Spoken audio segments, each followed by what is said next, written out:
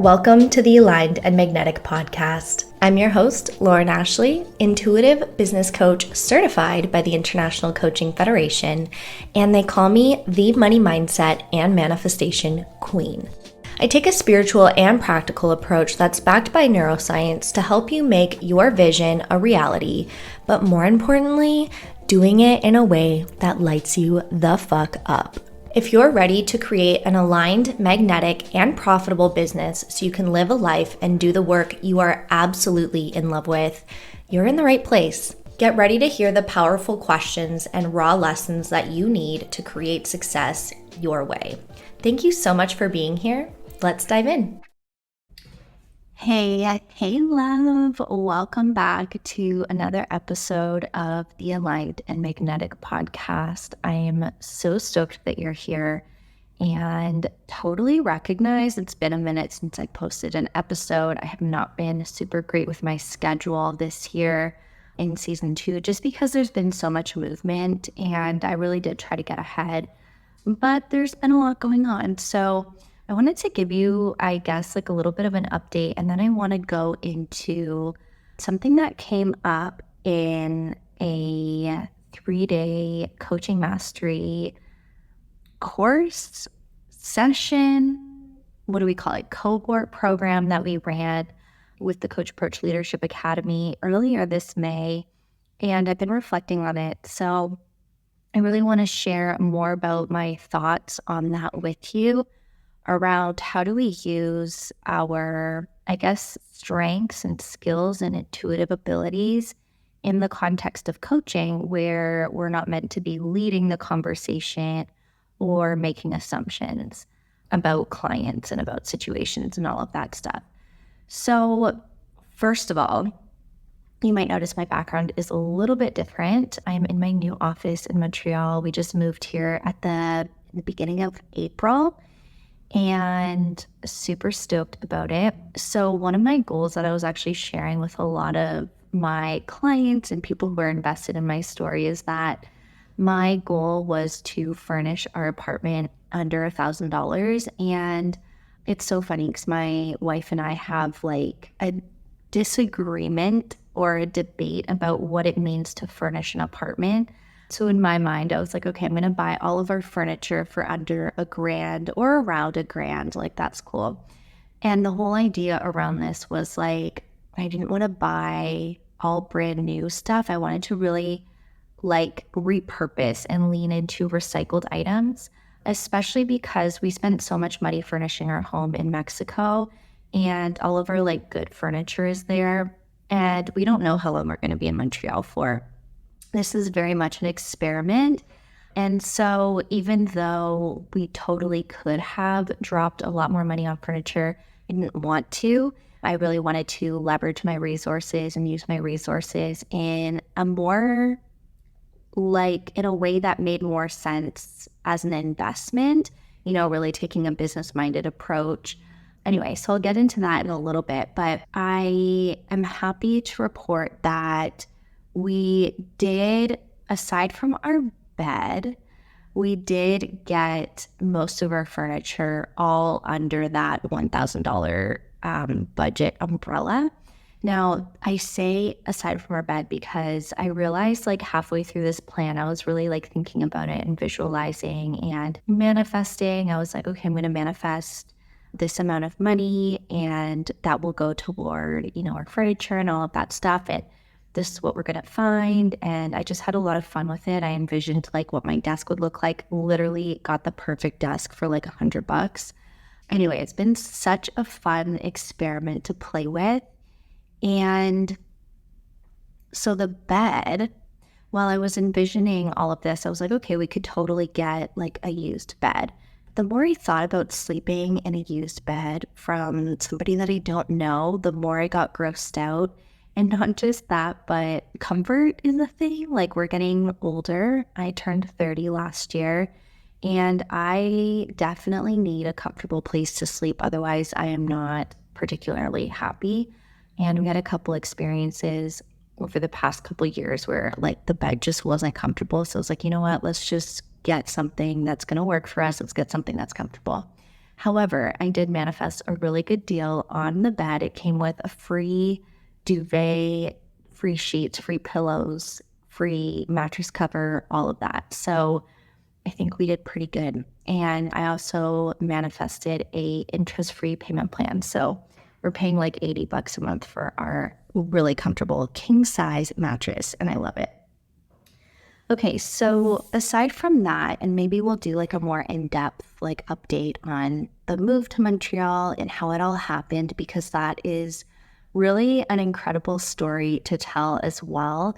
And I really want to kind of paint the picture of what it means to lean into your desires and to really go for what it is that you want with confidence and courage and feeling like empowered, rather than really like holding yourself back and I guess confining yourself to the limits of your current reality. So that'll be a story for another day. But what I wanted to tell you about today is this whole idea around like, how do I use my gifts and how do I do something that comes so naturally to me in the coaching context, right? So at the beginning of May, I was in Niagara teaching our 3-day coaching mastery training, which is an ICF, International Coaching Federation, accredited training. So anyone who comes through our academy can get their coach certification with the International Coaching Federation. And that's what we do. We train coaches, we train leaders, and we train organizations to build coaching cultures and train like personal coaches, life coaches, like people who want to really take this approach in their business, right? Whether you want to coach on health or coach on leadership or coach on business, whatever it is, we give you a process to have really transformational conversations. And the potency of the transformation in that 3-day live was absolutely incredible. Like you could literally feel and see the change in these women's body language and their way of being and their conversations. And it was so powerful. So something came up though, because there's this one really talented woman in that cohort. And I remember her saying one day, like, oh my God, I just, woke up and had the plans for one of her peers' house, like her house plans. She wanted to like share her vision that she had with this client. And so it kind of sparked this discussion of like, okay, I have this really brilliant mind. I have these really brilliant ideas. And when I hear people talk about their business, I'm creating this business plan in my head. But how do I bring that into coaching? Because if you bring that into coaching, that's considered leading and you'll fail your ICF, like recording your performance evaluation.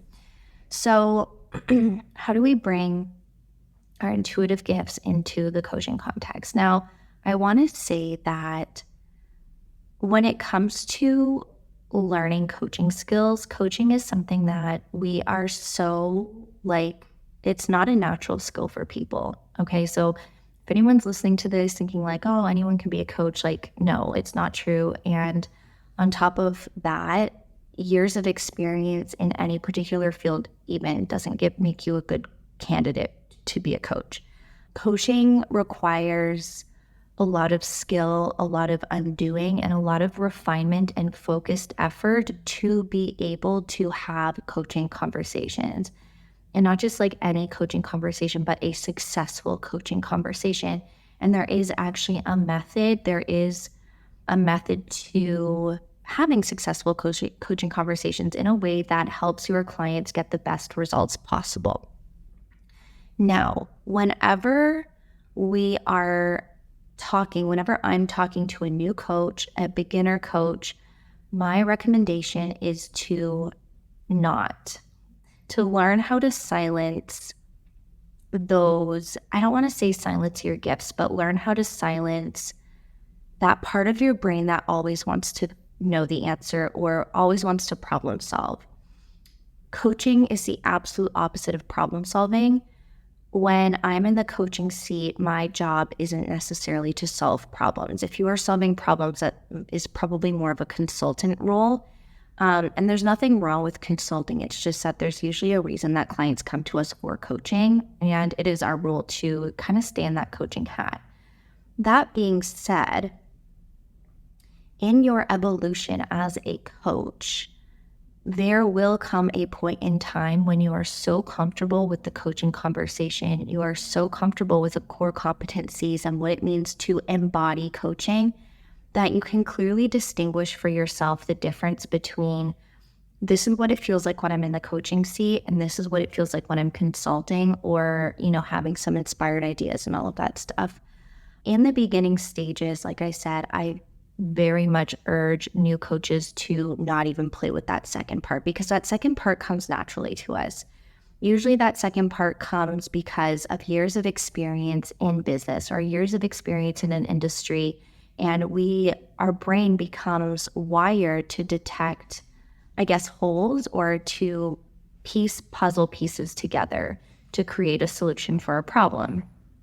That can make you a very great consultant, right? However, when we're in a coaching conversation, there's no areas to really bring that into the conversation. So if you're a newer coach, I recommend practicing peer coaching only so that you can master your coaching skills. Otherwise, the lines become very blurry and it's kind of hard to tell, like, when am I consulting, when am I actually coaching? And that can kind of set you up for failure when it comes to your performance evaluation, because if at any point in your performance evaluation, or if you're applying for a credential with the International Coaching Federation, if you do consult or lead a conversation, you're not going to pass the exam. So that being said, once you're certified, where are the lines between coaching, consulting? How do I bring in my gifts? How do I bring in this part of me that I know can help people without tainting the coaching experience, right? Now, before getting into that, I want to say it's so important to know these clear distinctions between, like, okay, why are you coaching? What are you consulting? And all of that, because research has shown that when we take a coach approach, we are helping our clients to build new neural pathways in their brain. The other thing that I want to point out, and this kind of builds on a past episode that I did, but it is so easy as a person to make assumptions about a client's experience. And it's just because our brain is wired to do that. Our brain is wired to detect patterns and to fill in the gaps. And when we make assumptions or fill in those gaps, we risk giving our clients the wrong information, like information that maybe would be good for us, but not necessarily good for them. So we risk making assumptions about our client, their experience, what they know. And when we make those assumptions, we also risk undermining their knowledge, their experience, their expertise. In coaching, we hold our clients capable of being the expert of their field, of their niche, of their whatever it is that they're bringing to the table. And just because our brain is coming up with really great ideas does not always mean that that's the right idea for your client, right? I know, trust and believe that you are a great problem solver and that you have really incredible ideas. And also, they're not always the right ones to share with others, okay? So, and the only reason for that is, as a leader and someone who has been in coaching for a while, who has a ton of my own ideas and who knows a lot about business, my business in specific, I have worked with coaches before who have given me advice and tried to solve my problems, but they didn't ask me enough questions before going ahead and solving the problem. And so I kind of just ended up sitting there like hearing a solution that I've already heard or tried in the past, right? There's nothing more frustrating than just sitting there wasting time hearing someone else trying to give you advice that maybe wasn't warranted, maybe wasn't needed or asked for. And so this is what we want to try to avoid. Your clients are coming to you not necessarily to always get you to solve their problems. Unless they are, if they are, then that's going to be clear in your contract and agreements. However, when it comes to coaching and blending it with either consulting or mentoring or your intuitive gifts as a healer, what we want to do is make sure that we are kind of exhausting our resources or exhausting our options in the container of coaching. And what this means is asking enough questions so that you know if what you are about to say is actually going to add value to your conversation, or if it's just going to piss off your client, or if it's just going to be like, oh yeah, I've already done that, or I already know that. Now, one of the ways that you're going to experiment with this and play with this is by actually trying it on for size. I've definitely experienced moments before where I have offered a solution that a client already thought of, or offered a piece of advice that someone's already thought of. And those are the moments for me where I'm like, oh yeah, okay, Lauren, come back into coaching. Remember to ask the questions first and get a really good lay of the land before diving into a solution. Because often what happens, like I mentioned earlier, is that we'll come up with a solution that might actually be missing information, and it might not actually be the best solution for our clients. So what we always want to do is ask our clients enough questions and try to get them to get to their own solution before inserting your own ideas. Now, if what you're doing in your container is offering consulting, for example, I started out in my coaching career purely coaching, right? Like my conversations with my clients would be largely focused around coaching. Now, in the past year, I have shifted slightly and I still offer peer coaching. So for the person who is like an expert in their area and who wants, coaching around their leadership, their mindset, and business, we do that.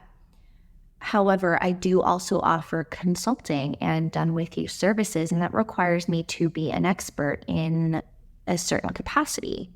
Now, I blend the two. I blend my coaching questions with consulting, with my ideas, with my intuitive nudges and my experience, because the coaching questions give me enough information to know, like, okay, what is the best solution for this client? And also sometimes it'll help my clients to come up with their own answers and have those light bulb moments that ultimately for them are going to be far more impactful than something that I'm going to say. Now, the reason being, again, comes back to the neuroscience. When we just tell people how to do things, we are shutting off their brain. We are just giving them a path, giving them a solution. And even if it's the best idea, even if it's the path for that person, doesn't always mean that they're going to actually own that idea and take that project on. The more that we contribute our own ideas to a project, the less ownership we are giving our clients. So the more that we take a piece of the project, the more that we take a piece of the pie, the more we are becoming responsible for that project, for that pie. Now, what we want to do, and this is what using a coach approach can really help with, is put a lot of that onto our clients, right? We want them to own the project. We want them to own the outcomes, the solutions. We want them to take full responsibility. Otherwise, what happens is they don't do this on purpose. It's like part of the brain and the mechanics, right? But you might notice that your clients aren't following through on what they said that they would do, or they continuously come back to the coaching session saying, yeah, no, I haven't completed that, or I went this other direction instead. That's like just to give context. So in that, the purpose of me saying this is that there is a time and place for your leadership, for your experience, for your expertise in whatever you are doing, whether that's in business, whether you are a spiritual healer. But what I find is very supportive for me in how I do this is that I primarily take my coach approach, whether I'm consulting, whether I am marketing, whether I am doing something for somebody. I primarily take a coach approach and I ask them a ton of questions to get all of the information that I can possibly get. Then once I have asked all of those questions, I will ask them like, well, what do you want to do about this? What do you think the best path forward is, right? And if and when I have a brilliant idea or a solution or an intuitive nudge, what I do is I pause and I will ask for permission to fill them in on whatever idea I have. Usually they'll always say yes, right? But when you ask for permission, it opens up a different way of hearing the information, if that makes sense, right? When you're asking for permission, instead of just inserting yourself in your solution and coming in as like you are, the keeper of all of the knowledge and all of the recipes and stuff like that. Instead, asking for permission is demonstrating a partnership, a co-creation. And so asking for permission, they can either accept or reject that idea, right? They can either accept or reject whatever it is that you have to say.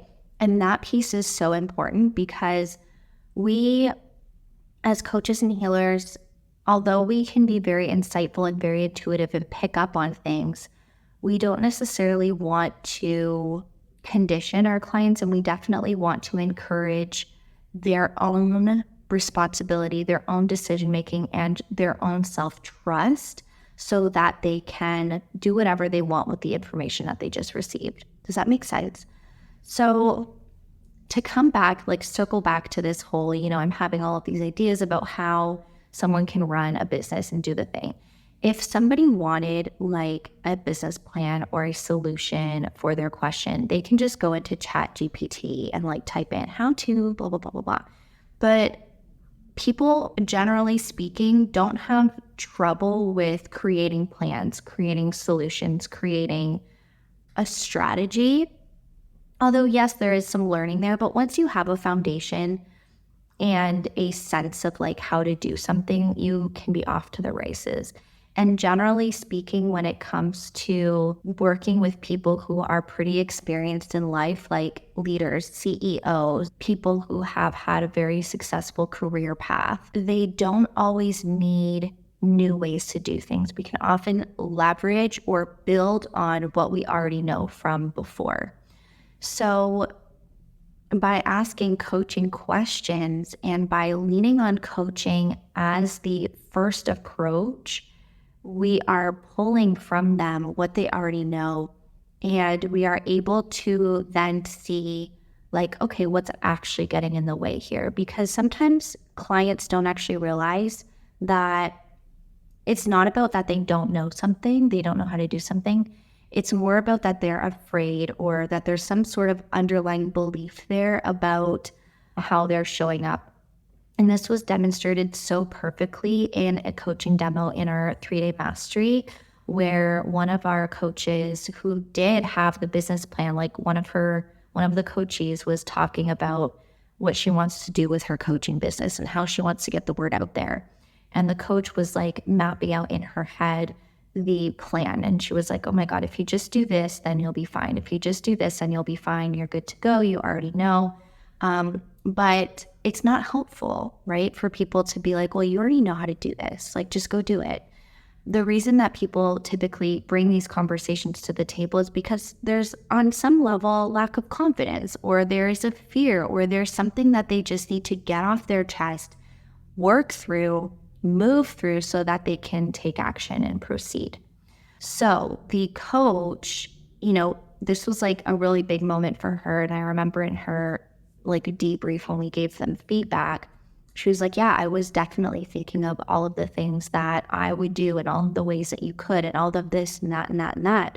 And while she totally could have said that, it would have shut down her client's thinking. It would have shut down her brain, and it would have probably sent her walking off feeling oh, okay, yeah, I can do it. But then when it actually comes down to taking action, they're putting it off. They're procrastinating. They don't take the action, right? And so what the coach actually did was she put that off to the side, and she just continued to stay present and to ask questions. And what we can always do is reflect back to our client, hey, I'm hearing that this is a theme for you. I'm hearing that this has come up for you several times. And I also know that you're a very knowledgeable coach. So, and that you've done something like this before. So what's worked really well for you in the past about that? What would you like to do differently moving forward? How can you lean on your resources, right? And by asking these types of questions and helping them to really tune into their internal power, we're actually doing exactly that. We're helping them tune into their internal power, their motivation, their piece of the pie. We're helping them own it instead of stay in victim mentality, instead of stay in like, oh yeah, well, I have all this knowledge, I can do it, but I don't feel ready or whatever it is. And when we verbally process, we can clear the energy, clear the thing that's holding us back, and move forward with confidence, with empowerment, with motivation. So I want to hear from you how this resonated today. I know that this episode is going to be very niche to the coaches and healers that are listening to the podcast, but let me know, what do you struggle with when it comes to sharing your intuitive gifts and then coaching, like asking those empowering, curious, exploratory questions? And what do you struggle with when it comes to coupling them? You notice that when you do share intuitive nudges or thoughts or ideas, that it has a positive influence on your clients, or do you notice that it kind of maybe shuts them down, or that they don't really do anything with the intuitive guidance that you've given them? Let me know. I have a free Telegram community where we can chat about each podcast episode. I would love for you to come and join and comment on this episode that is in that community, and we can start having a conversation around, maybe things that you can try to do differently to help your clients get the best possible results and help them stay on track with what they've committed to. All right. Thank you so much for tuning in. I hope that this episode was helpful. I know that it was a little bit of a different episode this time. And if you're not a coach or a healer, I hope that this episode gave you a little bit of inspiration to try asking more open and curious questions to your clients to help them solve some of the problems that they might actually be coming to you for, and help you to empower your clients to really step into their confidence and own what they're really good at. All right. I will see you in the next episode. Thank you so much for tuning into the podcast today. If you like what you heard, I would love it if you left a review. If you like my vibe, come and hang with me in my Facebook or Telegram group. I'll drop the link to my email list below where you can get instant access. Make sure you check the show notes for any other links that I mentioned today. And until next time, I'm sending you waves of abundance.